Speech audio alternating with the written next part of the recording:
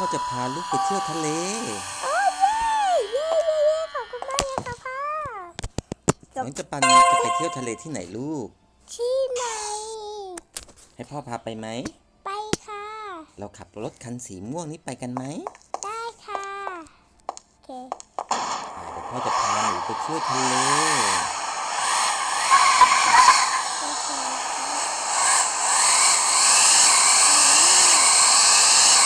ร้อนจังเลยน้องปันเปิดแอร์ให้พ่อหน่อยได้หรือเปล่าได้ค่ะหนูเปิดแอร์ที่ตัวเปิดแล้ว้าวเย็นสบายเลยถึงแล้วข้าวถึงแล้วคุยจีด้วยทะเลสวยไหมครับลูก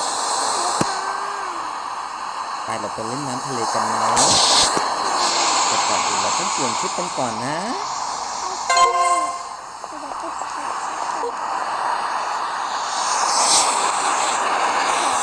ไม่มีเสื้อผ้าเหรอลูก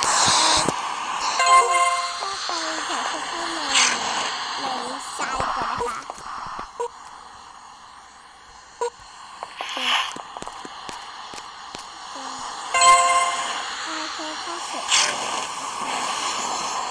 เราไปเล่นน้ำทะเลกันดีกว่าวันนี้อากาศดี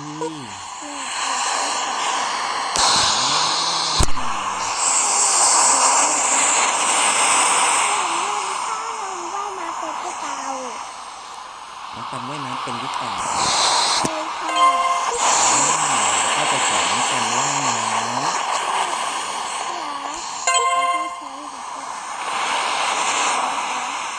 โบโบโบโบโบแล้วก็ใช้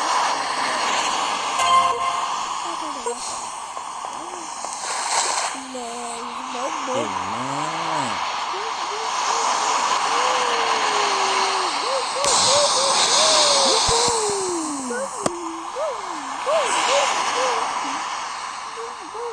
เราต้องเรียนดำน้ำด้วยนะ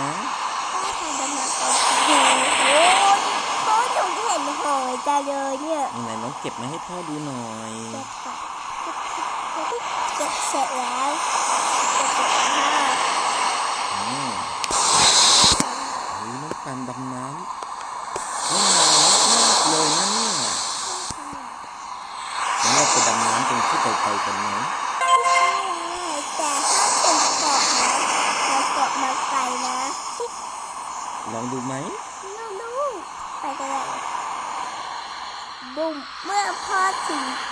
กับน้องถึงติดกบมีต้นไม้ด้วยนะเฮ้ยพ่อหนูติดเกาะแต่เราไปกินมะพร้าวดีกว่ามะพร้าวแต่เราสวยกว่าไหนมะพร้าวเนี่ยมะพร้าวไหนเนี่ยไอ้สีเขียวอ๋อมะพร้าวเหรอใช่เราทำไมมีเดียวกับมะพร้าวมันเหมือนข้าวปั้นนะลูกไม่ใช่เราก็ต้องทาสีอ๋อคือยังโอ้เฮ้ยไอ้เราจะได้ที่หนูกินเนี่ยเคยตอนแล้วที่หนูกินมะพร้าวอร่อยมากกว่าเนี่ยดูสิก็มีปลาฉลามด้วยนะพ่ออันตรายนะลูกปลาฉลามจะกัดเราไหมอ่ะกัดเราทำไมไม่ดีหนูอยากกลับบ้านจริงๆกันเลยกินอิ่มแล้วเรากลับบ้านกันไหมได้เลยพ่อจะกินยำอิ่มแล้วน้องปันอิ่มยังคะอิ่มแล้วค่ะเดี๋ยวก่อนแต่เราทำไมดีเรากลับบ้านมีปลาฉลาม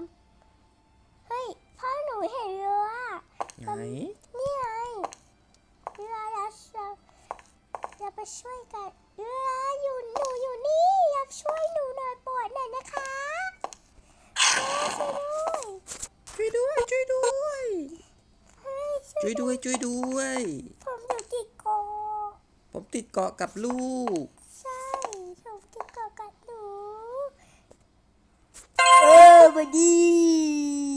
ฉันคือมะเหมียวใช่ไหมได้ฉันกับตรงโน้นนี่เลยมีคนอยู่ไปช่วยดีกว่า ช่วยด้วยช่วยด้วย สวัสดีคุณสวัสดีครับ มีอะไรผมจะมีอะไรผมจะ ผมกับลูกติดเกาะอยู่ตรงนี้ครับ คุณช่วยพาเรากลับบ้านได้ไหมครับ ได้เลยแต่ฉันขอปิ้วป้าดิปูเดี๋ยวไปยอดเกย์กับฉันพาไปชมนี่ของถุงแล้วนะครับ โอ้ขอบคุณคุณมะเหมี่ยวมากเลยนะครับ ที่มาช่วยเรา ไปเถอะไปกันดีกว่า เพราะว่าเราต้องกลับบ้านกันแล้วแหละ เดี๋ยวแม่ดุพวกเราแน่ๆเลย แม่แม่มาดูเหรอ ใช่เรากลับบ้านกันดีกว่า ไปอาบน้ำดีกว่า ไปล้างตัวดีกว่า ไปล้างตัวดีกว่ารีบอาบน้ำเร็วๆเดี๋ยวแม่บีมาถึงบ้าน เฮ้ยมาหาน้องเปิ้ล